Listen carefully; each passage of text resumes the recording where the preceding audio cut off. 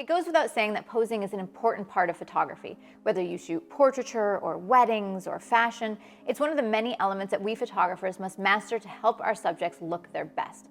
And posing isn't easy, but I have found that most photographers tend to make the same posing mistakes over and over again.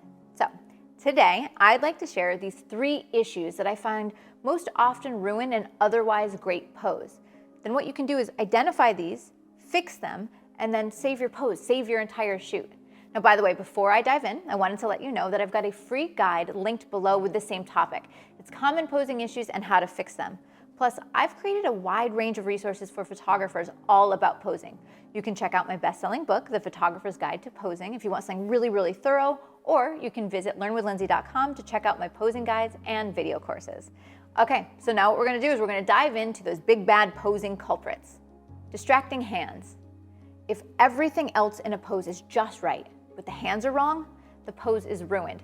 Trust me, if the hands are awkward or uncomfortable or kind of balled into a fist, you're going to notice. We can't help it.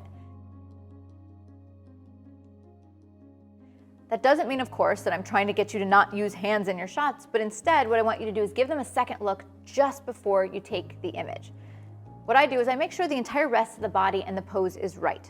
Then I quickly do a check on the hands, and then I coach the expression. What you should do is try to keep the hands relaxed, generally with the pinky side of the hand towards camera. When people are nervous or they're uncomfortable, their hands, it always is a giveaway. Also, be sure to not have the palm of the hand turned too much towards camera because it's large, it's light, and it becomes a visual distraction. This is a little detail, but it will make a big difference.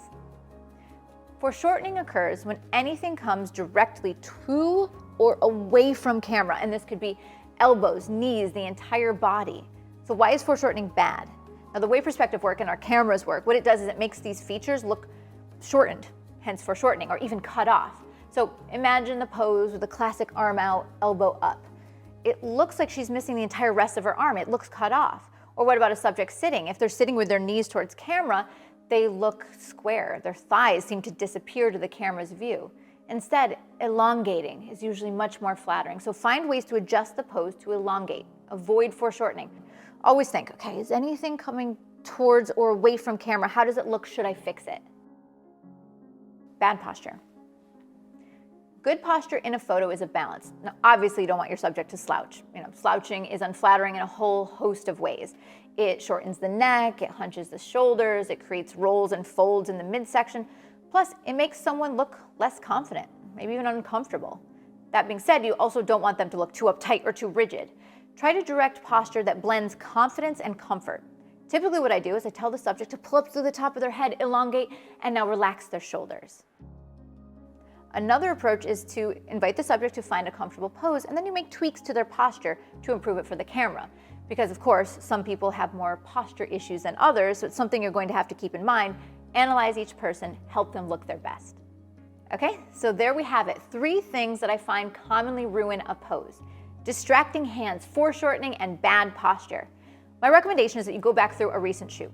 Then go through and analyze which one of these posing pitfalls, which one of these issues do you keep making?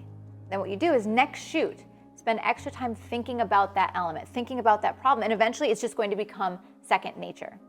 By the way, guys, don't forget, I've got a free link in the description below to a posing pitfalls guide and some other links to great educational resources, all on the topic of posing. I hope you guys have enjoyed the tips in this video, and I encourage you to like and subscribe. Not only does it show me support, but it also helps you know when I've got great new content for you. See you next time, guys.